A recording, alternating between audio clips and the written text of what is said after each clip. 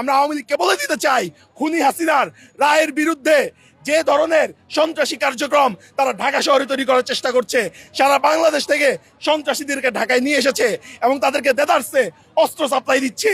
তারপর দ্বিতীয় দফায় তারা আমাদের ওয়ারি থানার প্রধান সমন্বয়কারী রিফাতের উপর সরাসরি ককটেল হামলা চালায়। আল্লাহর অশেষ রহমতে সেই ককটেলটি বিস্ফোরিত না হয়, রিফাত সুস্থভাবে বেঁচে যায়। তারপর তৃতীয় দফায় এবং চতুর্থ দফায় তারা আবারও আমাদের অফিসের সামনে ককটেল হামলা চালায়। চতুর্থ দফায় যখন ককটেল হামলা চালায় তখন ছাত্র জনতার হাতে 2 জন আটক হয়। ছাত্র জনতা তাদেরকে গণপিটুনি দিয়ে পুলিশের কাছে হস্তান্তর করে। এবং আমরা আওয়ামী লীগকে বলে দিতে চাই, খুনি হাসিনার রায়ের বিরুদ্ধে যে ধরনের সন্ত্রাসী কার্যক্রম তারা ঢাকা শহরে তৈরি করার চেষ্টা করছে, সারা বাংলাদেশ থেকে সন্ত্রাসীদেরকে ঢাকায় নিয়ে এসেছে এবং তাদেরকে দেদারসে অস্ত্র সাপ্লাই দিচ্ছে।